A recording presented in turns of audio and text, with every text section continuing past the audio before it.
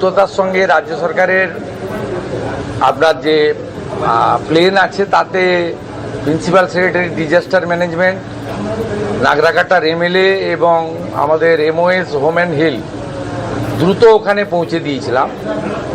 IG north Bengal নিজে ছিলেন, ওখান থেকে সমস্ত দেহ বের করানো, তাদের পোস্টমর্টম করা এবং সরকারি ব্যবস্থায় তাদের বাড়িতে পৌঁছে দেওয়া, শেষকৃত্য সম্পন্ন করা পর্যন্ত করা হয়েছে। মোট তারা 21 লক্ষ টাকা করে পেলেন। আমরা রাজ্য সরকারের পক্ষ থেকে আমার সিএম রিলিফ ফান্ড থেকে 5 লাখ টাকা দিয়েছি।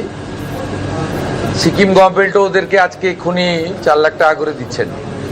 আর ওই কোম্পানি আমাদের রাষ্ট্রায়ত্ত কোম্পানি তারা দিচ্ছে 5 লাখ। আর যে প্যাটেল প্রাইভেট কোম্পানি যারা কাজের বরাত পেয়েছিলেন তারা 5 লাখ। আমাদের অনারেবল পিএম স্যার নিজে টুইট করেছেন এবং পিএম কেয়ার থেকেও 2 লাখ টাকা করে দিয়েছেন। সব মিলিয়ে 21 লাখ। আমরা পশ্চিমবঙ্গের নাগরিকদের মধ্যে 7 জনকে হোমগার্ডে চাকরি দিলাম, আর 4 জনের হোমগার্ডে ক্রাইটেরিয়া ফিট করছিল না, সেই জন্য তাদেরকে সিভিক ভলেন্টিয়ার্সে কাজ দেওয়া হলো। এগুলো আমাদের দায়িত্বের মধ্যে পড়ে, এগুলো আমরা করলাম। সমস্ত প্রান্তিক মানুষ মেটেলি ব্লকের আছে, নাগরাকাটার আছে, হালাকাটার আছে।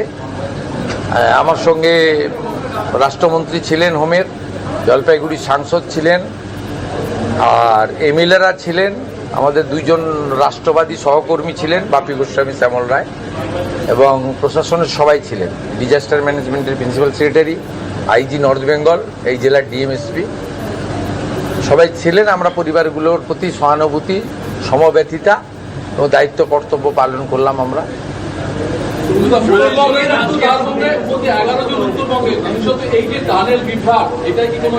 বিভ্রাট তো নয়, এটা দুর্ঘটনা।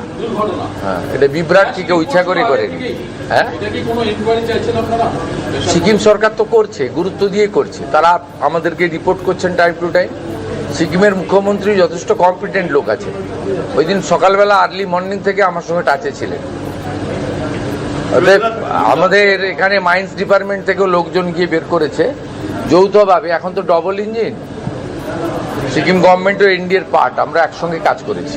আর্মি হেল্প করেছে, আমাদের মাইন্সের লোকেরা গেছে। খুব বিপজ্জনক গ্যাস বেরোচ্ছিল, ওখানে কেউ প্রথমে যেতে পারছিল না। নতুন করে যদি কেউ ঢুকতো সেই সময় তারও ক্ষতি হওয়ার আশঙ্কা ছিল।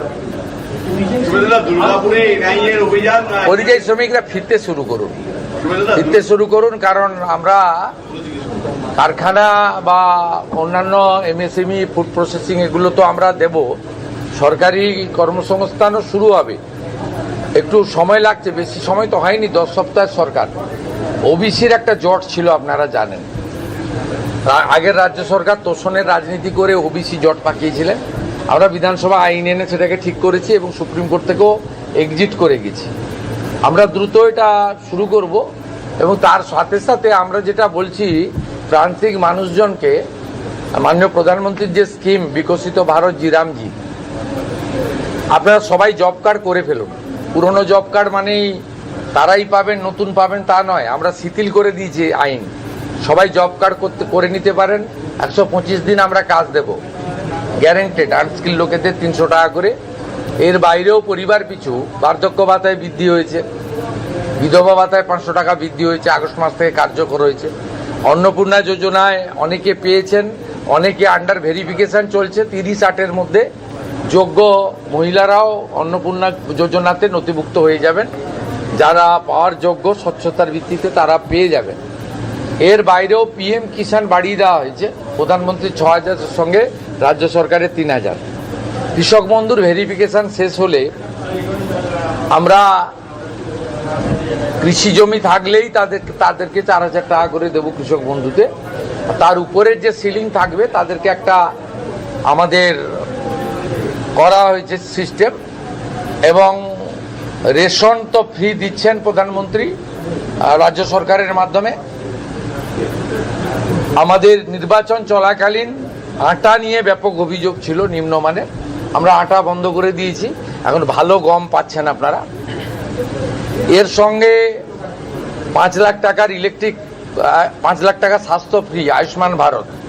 16ই আগস্ট আয়ুষ্মান দিবস ঘোষণা করা হয়েছে। যেটা আগের সরকার খেলা হবে দিবস করেছিল, কারণ 1946-এর ওই দিন দ্য গ্রেট ক্যালকাটা কিলিং হয়েছিল সুরাবর্দির নেতৃত্বে, 10,000 হিন্দু খুন হয়েছিল।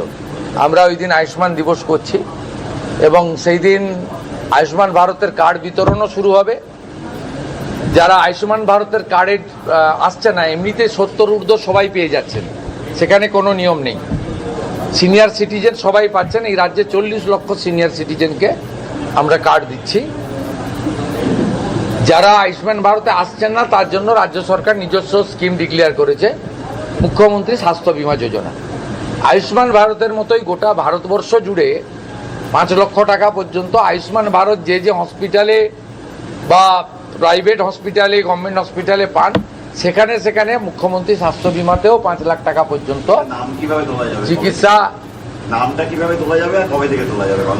এমনি আয়ুষ্মানের পোর্টাল তো চলছে, স্বাস্থ্যসাথীর কার্ড থেকে রোল আউট হয়ে যাবে। যতক্ষণ না এটা কমপ্লিট হচ্ছে ততক্ষণ স্বাস্থ্যসাথীর কার্ড, স্বাস্থ্যসাথী ভ্যালিড থাকবে, মানে একটাতে গেলে আর একটা বন্ধ হবে।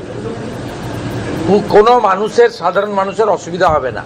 তাই আমি বলবো এটা উন্নয়নের অমৃতকাল। এই অমৃতকালে পরিযায়ী শ্রমিকরা ফিরতে শুরু করুন ধীরে ধীরে। এর সঙ্গে উত্তরবঙ্গে অনেকগুলো ইন্ডাস্ট্রির পরিকল্পনা আমরা নিয়েছি।